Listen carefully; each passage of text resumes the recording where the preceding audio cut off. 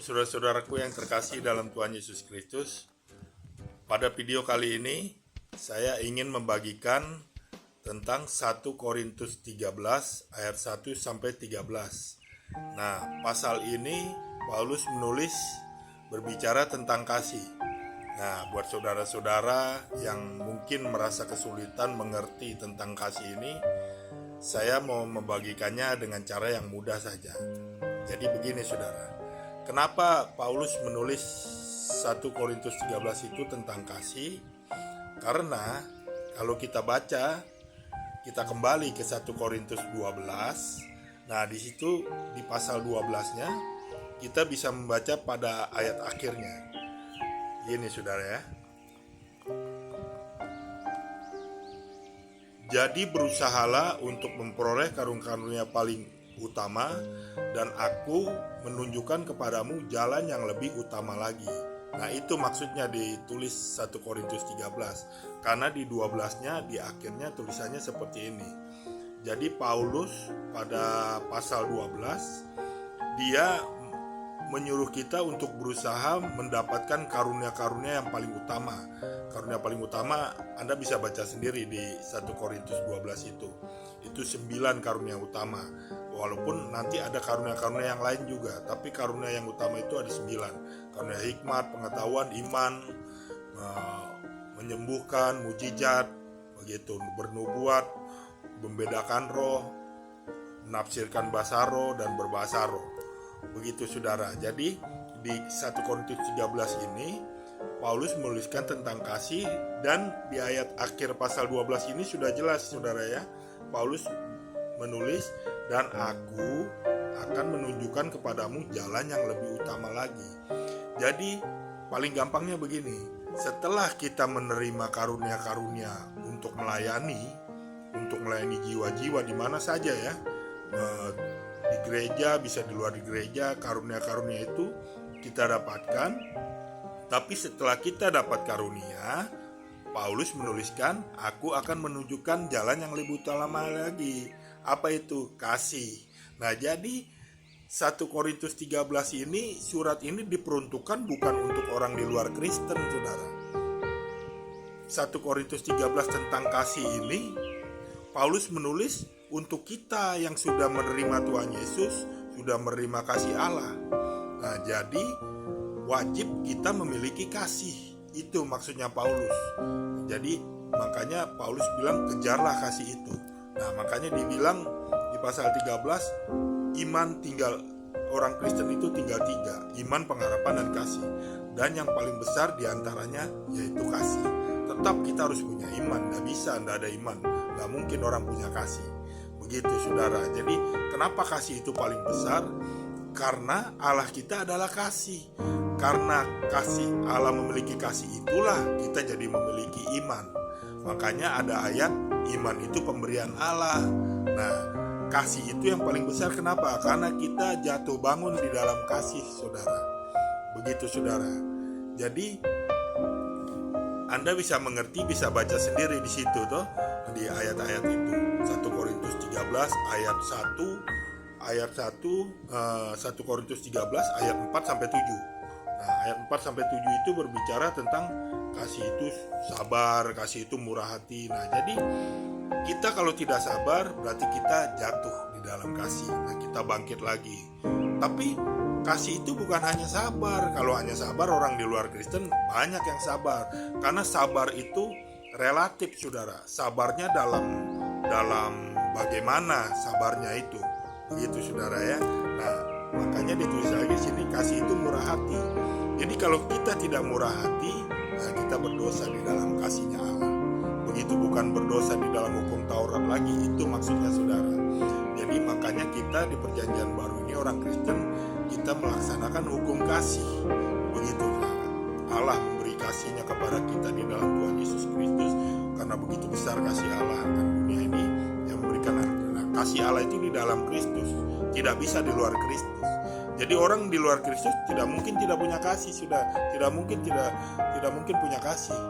Nah, oh dia kan sabar, oh tidak bisa. Kasih itu bukan hanya sabar, kasih itu murah hati. Nah, oh dia kan murah hati, tidak bisa. Kasih itu tidak cemburu. Nah, tidak cemburu itu apa saudara? Kata gampangnya iri. Itu saudara. Nah, dia tidak iri, tapi dia tidak megahkan diri dan tidak sombong. Nah, kasih itu sulit saudara. Bukan hanya itu saja, ia tidak melakukan yang tidak sopan dan tidak mencari keuntungan diri sendiri. Melakukan tidak sopan itu apa saudara? Mempermalukan diri sendiri. Karena apa? Karena motivasinya mencari keuntungan diri sendiri. Begitu dia akan korupsi, dia akan mencuri, dia akan merekayasa segala sesuatu untuk mendapatkan uang atau harta atau kedudukan. Begitu. Jadi mempermalukan diri di hadapan Allah saudara.